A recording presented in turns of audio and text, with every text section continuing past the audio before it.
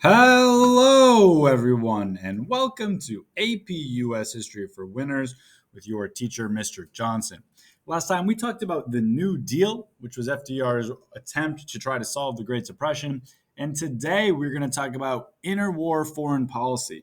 So this is on the same time period as the New Deal, the 1930s, but it's all about how America's foreign policy is between World War I and World War II. So if you are ready, let's begin.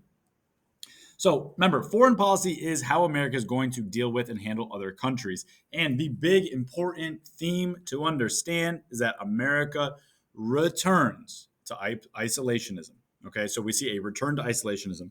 Now, they're still going to try to meet foreign policy goals and influence other countries, but they're not going to do so through war. So they're going to do so through the use of money and trade to try to meet their foreign policy goals. Okay, and you're going to try to reduce military in general. So, some examples of this: the Washington Conference of 1921.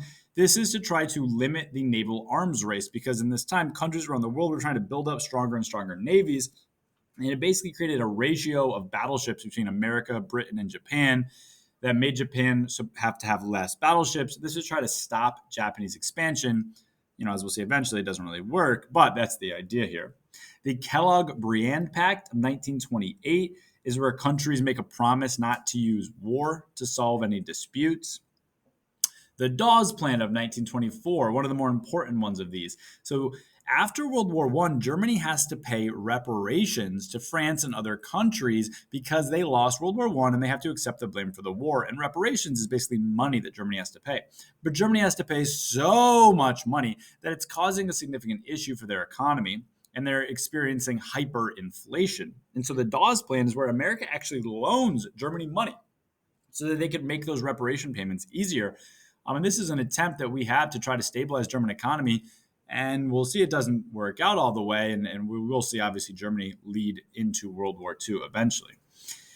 Next, in probably the most important of any of these laws or acts or agreements on this page is the Neutrality Act. So I would make sure I understand these Neutrality Acts. And there's three different ones, but in general, the idea is that the U.S. is not supposed to trade with warring nations. So we're not supposed to trade with countries that are at war. And this is taking place right at the beginning of World War II when Germany is attacking places like Austria and Czechoslovakia and eventually Poland, but America is not really involved yet. And it also says that Americans could not travel on ships from warring nations. So we could not take a ship with Britain when they joined the war against Germany. Now, why does America want to do that? Well, if you're thinking about it, it's because think about what caused one of the reasons America got involved in World War I. It was the sinking of the Lusitania, right? Which is American passengers getting killed on a ship over in the European Atlantic Ocean, okay? And so this is an attempt to try to keep America neutral. Now, eventually, these three laws get more and more America gets more and more involved in World War II, but not militarily. Again, it's all about trade and money and who we could trade with. That's kind of the main idea here, okay?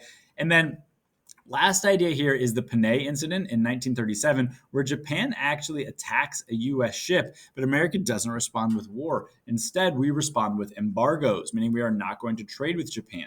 All right, so again, main idea, America is returning to isolationism. Now, next idea, World War II is essentially already happening in the world. Okay, fascism and totalitarianism are on the rise in Europe. We need to know the names of these people. Okay, make sure we know. Mussolini, he is the dictator in charge of Italy. He is a fascist. Hitler, he is the dictator in charge of Germany. He is a Nazi. Okay, General Hideki Tojo is the dictator in charge of Japan. He is a military dictator who tries to push Japan to be taking over more places in Southeast Asia. Joseph Stalin is the communist dictator in charge of the Soviet Union. And the idea here that I want you to know is that, again, Germany and Japan are taking over places near them. And what happens is countries use a policy called appeasement. Make sure we know that word, appeasement. So countries try to appease Germany and Japan by basically saying, okay, Germany, you can take over this part of Czechoslovakia, That's the last thing we want you to do, though. No more. Okay. And then Germany goes further, and Germany takes over part of Austria. Okay. Okay. Don't do anything further than that, right? Japan takes over part of China. All right. Well, Japan, that wasn't right. We're going to condemn your actions, but we're not going to go to war with you. So basically, appeasement is the idea of kind of letting Germany and Japan get away with some of their actions because the rest of the world is afraid of joining the war. Now, the use of appeasement is going to fail. And America is and Germany and Japan are going to eventually take over more and more places. And eventually, when Germany invades Poland, Britain and France have no choice but to join World War II because they're allied with Poland. And then Germany invades further into other countries and invades France, right? And so this use of appeasement fails.